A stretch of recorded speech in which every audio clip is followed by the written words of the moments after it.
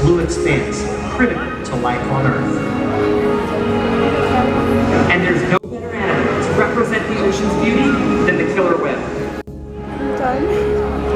They live in every corner of the ocean, from the Arctic to the Atlantic, the Southern to the Indian, to the Pacific and beyond. The killer whale story is the ocean story, and it's one we all share. We are one world, united by our ocean.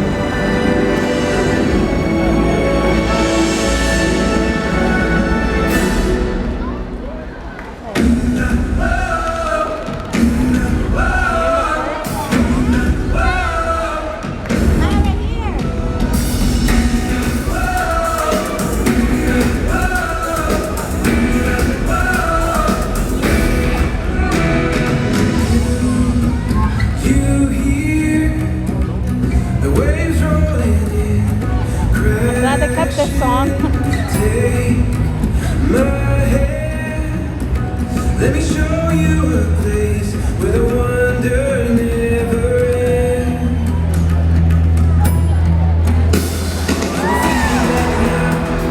We're on our way up.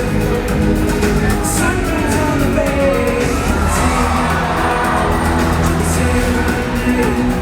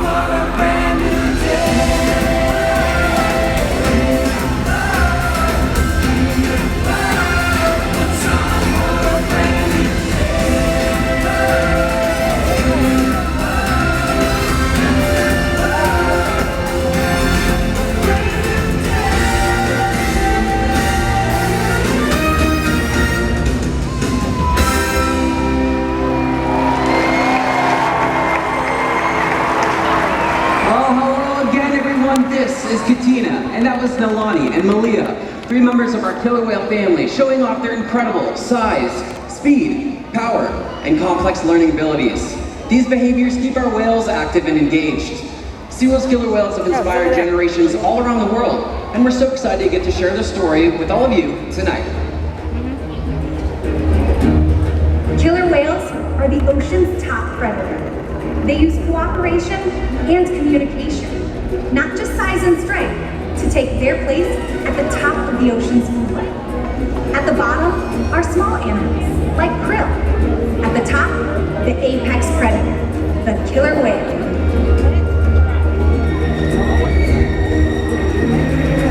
Killer whales are as big as a bus, faster than an Olympic swimmer, high flying and powerful.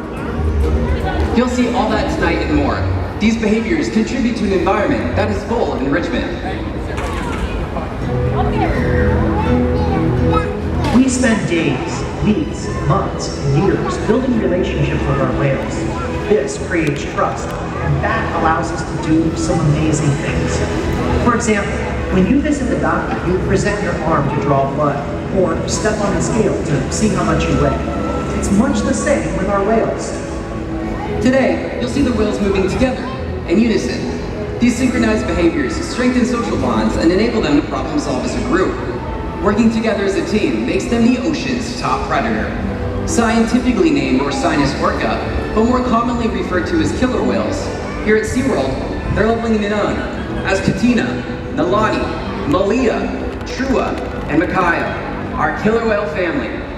Our youngest whale is Makayo, at just 13 years of age, and our oldest whale is Makayo's mother, Katina, who this year celebrated her 48th birthday.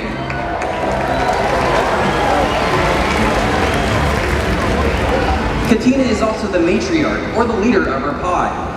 SeaWorld's animal training techniques create a language between us and the whales. It's a language of learning through positive reinforcement, encouragement, commitment, and care.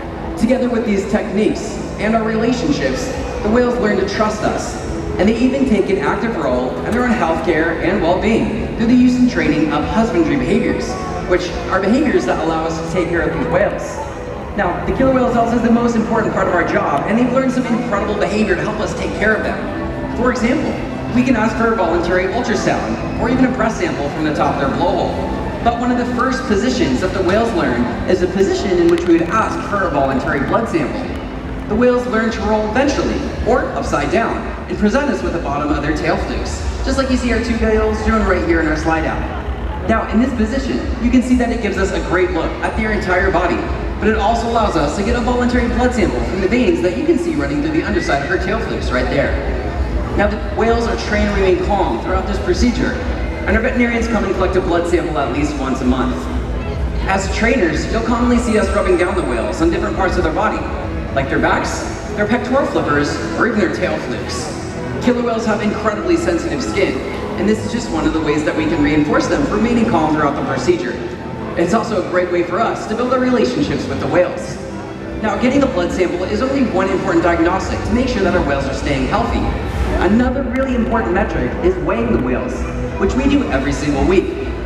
The whales will slide up onto a giant, killer whale-sized scale located in one of our adjacent pools and allow us to read out their weight. Now, this is very, very important because it allows us to make sure that our little whales are growing properly and our adult whales are maintaining a healthy weight.